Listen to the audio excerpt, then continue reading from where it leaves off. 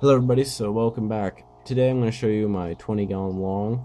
This is another dirted planted aquarium. This is my newest tank. I've set up this tank as a home for my tiger shrimp, which I got like right after Christmas, like I think it was like New Year's Day. I'll leave a link in the description to the unboxing video so you can see all the shrimp I got. So I split up I got 3 different species of shrimp, and the tiger shrimp ended up here with all the rest of my shrimp that I already owned. Talk a little about the equipment first, and then I'll start going a bit more about the shrimp and the plants and everything. So I just have a simple, I'm guessing it's probably like a 20-40 watt heater, something. It's not really small, it's kind of more medium sized ish type thing. I have a filter made for a 50-gallon fish tank on here, which is insane. And then I have a single T8 strip bar kind of lamp for plants. It's a planted T8 bulb, which isn't enough for this tank. I'm going to try and upgrade that here soon. Substrate, I just simply have trying to remember the brand. I think it's a black and gold organic potting mix.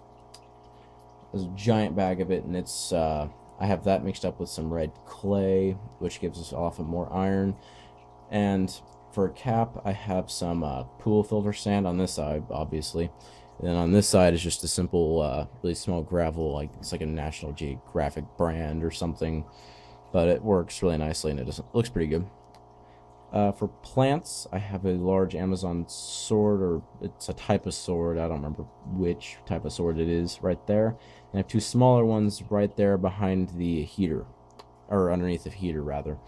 Then all along the front, I have a bunch of simple green crypts, crypts, whatever you want to call them, that I got at PetSmart. Just one bag of them filled up this entire space, and as you can see, they're really growing. Most of them are really small, like about this size over here. You guys can't even see it. Let's rotate that. That might help a little bit. There you go. Now I'm not pointing at nothing. So these kind of ones right here, they were about that size whenever I got them, and some of them have gotten really big.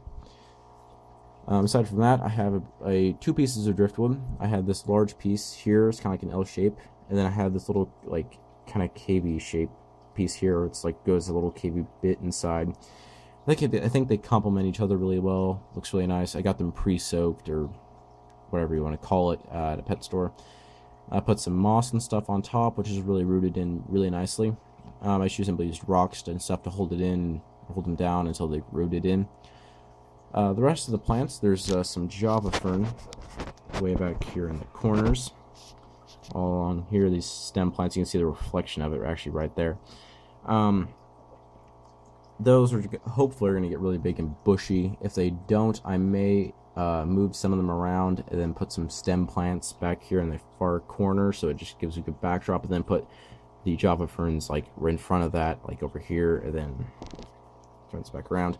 And right behind the driftwood where they starts to slope. I think that'll make a really good background. So, aside from that, talk about the shrimp. So, as I said earlier, the tiger shrimp are in here, and then also, I'm pretty sure they're cherry shrimp. I don't think I have any red really shrimp left, but I'm not sure. So, I'll explain my situation a little bit. So I mixed the really shrimp and the cherry shrimp in the beta tank before I got the tiger shrimp. Right as I was about to put the tiger shrimp in the beta tank, I saw the beta eating one of my adult red really shrimp. And so what I did is put the beta in a net at the top of the tank for about a week and a half-ish, so I could get this tank cycled and set up and everything.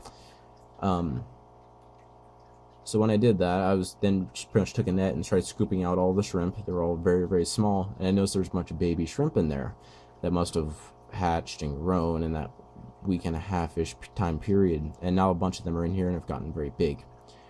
Now some of them look like cherry shrimp, and some of them kind of look like red really shrimp, and I'm not sure which they are. They could be red really shrimp, and I just have no idea. The only reason why I don't think they're red really shrimp is because the mother shrimp that I noticed had eggs don't look like red really shrimp at all. So I'll show you guys the baby shrimp, and then I'll show you guys the adult ones, because there's one out here in the open. So let's take you down here. So you can see there's one right there. That's one of the baby offspring that's gotten much bigger, and that, to me, at least, looks like a red really shrimp. But once I show you the mother, she doesn't look like a red really shrimp at all. She looks more like a cherry shrimp, and she's right there. So, if you can see her, that's basically the ones that had the eggs. Those are the big mother shrimp that I had. And they don't look like red really shrimp, but some of the offspring do, and it's kind of concerning me. There's actually some more offspring I can show you guys so you can get a better idea of what I'm talking about. So there's one right there, right on the lip of the driftwood. Those to me look more like cherry shrimp. There's actually 3 of them right there along here. But I'm not entirely sure. So if you guys have a good educated guess, or if you've had experience with this kind of thing before, do leave a comment saying what you think they are, or at least give me a way to tell if there's like a link or something where I can see pictures of all of the offspring and parents or males and females and stuff like that. That'd be really helpful.